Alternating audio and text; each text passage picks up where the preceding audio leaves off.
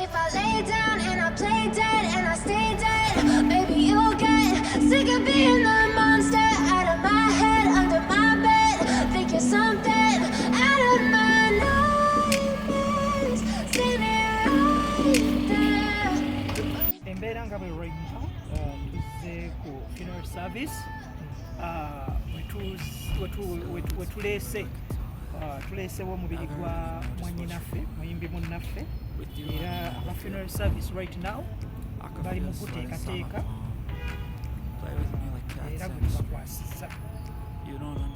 Lwaki mwasazeewo okulonda eno Uganda Funeral Service?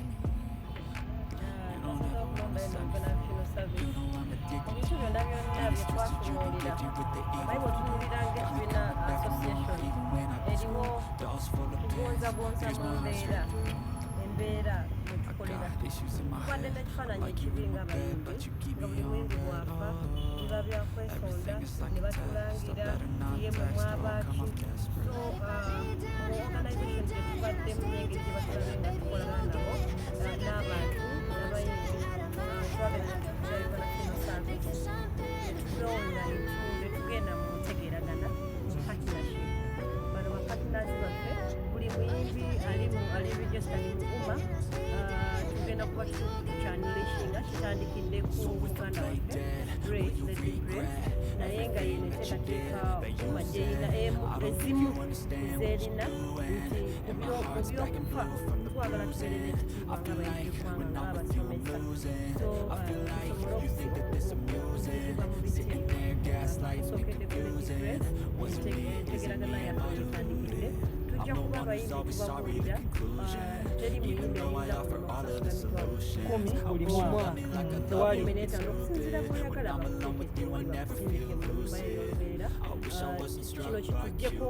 okuswala tubadde n'okuswala nga kaseera tusekereranga mmwe tibane bali mukwesonga kesi teweze sinabiki naye olwaleero funeral service omuntu yembi yena yenna bw'abeera under UMA ng'ali subscribed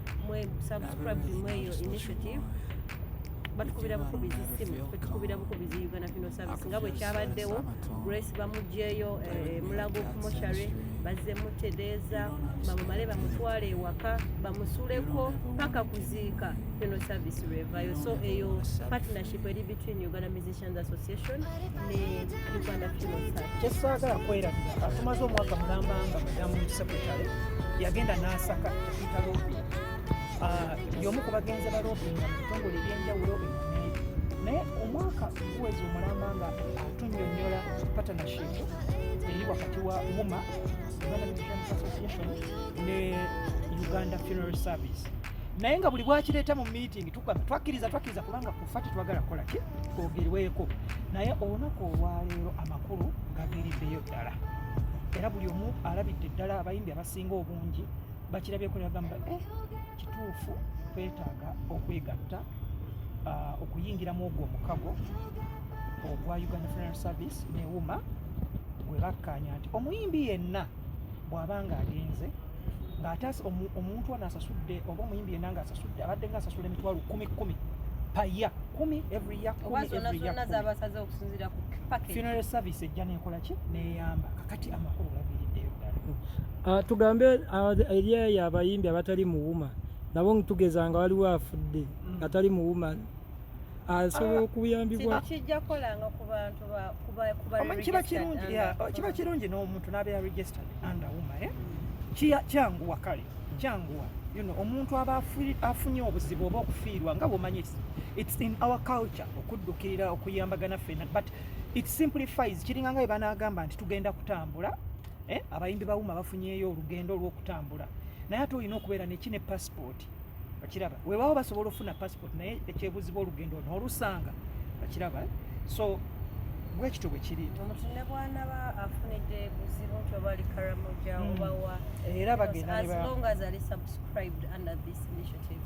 ajja kubeera bamuwa service osobola okulaba nga asasula ssente ennyingi ennyo like 15 okusinza ku package gy'oyagala naye osobola obasomera nga Grace bwe bagenda omuteekateeka kakati tutegeddeko nneteekateeka ene baleete natandika era n'abayimbi tebanaba subscribinga ku volunteer kino mukikoze kubalagako tino kiki ekigenda mu maaso kuba ssente mwabadde Grace y'omu ku babadde basooka yawulirakoko. Omuntu ajja kwebuuza nti afuniramu wa nga tannaba kufa. Omuntu waba afiiriddwa omuntu wa famire ye nga yasubscribinga era asigala aganyulwa mu guno omukago gwa mumwe. No, kiri Bw'abakoze atya? agamba nti bwaba subscribing family for example mama afudde bajja ne taata bajja they come n'omwana Guno omukisa baguwadde Muyimbi. oba oli muyimbi then ate ne famire yo osobola ogiteekako ate kye batandisobodde ku famire yo kugisubscribinga nga toli muyimbi so this Osobola is just a ogiteekako chance for ng'omuyimbi. musicians yes naye ate omuyimbi ye akake kansukasukkawoku ng'otunuulidde ekyaleero abaana bangi bafudde mulimu abatali mulungi kino kigenda kutandika butandisi ekyabayimbi okusubscribinga ku funeral service munaabayamba ne bana abafudde nga abawuuma yadde nga tebali muwuuma kino tusookedde kubawuma Nanti kyagezaako kugamba nti abafudde babadde basatu bali basatu kati ate tulaba mutunulidde nnyo ledi waliwo driver yafudde driver, omukubi w'ebivuga tukubidde aba association kakati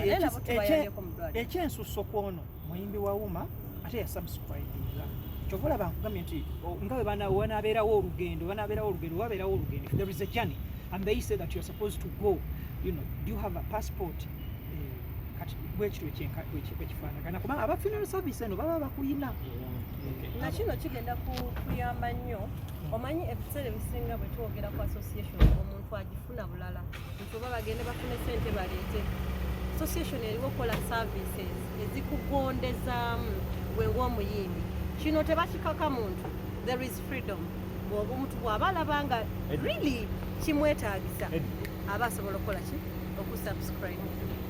kati mutuyisizemuko ku nteekateeka za service zeekola okuleka ezaleero zegenda kati bino bye bagenda okukolera mwannyinaffe yatugenzeeko ekisooka aba Uganda Funeral Service bagenda kukola kye tuyita announcement bagenda kukola announcements oba bye tuyita ebirango radios ez'enjawulo tetubisasulidde naye yabisasulira omugenzi announcement zigenda kubeerawo then batuwadde services ezigenda okubeera nga ziri over 6 millions 6 services zebagenda okutuwa abagenda kutuwa katenti akakatera okubeera ku mubiri oba ku maiti bagenda kutuwa bye bayita ba pool bearers bano abaami ababeera ku casket oba ku mulambo abagulabirira abatambuza maiti oba essanduuko abagenda tuwa ebimuli bigenda kubeera nga kwebiri bagenda tuwa ne casket yennyini oba gye twandiisa essanduuko oba case ate bagenda kutuwa ne transportation bagenda kubeera transportation ya maiti oba transportation y'omubiri mpaka okuva wewagenda okubeera olumbe oba okukungubaga kugenda okubeera mpaka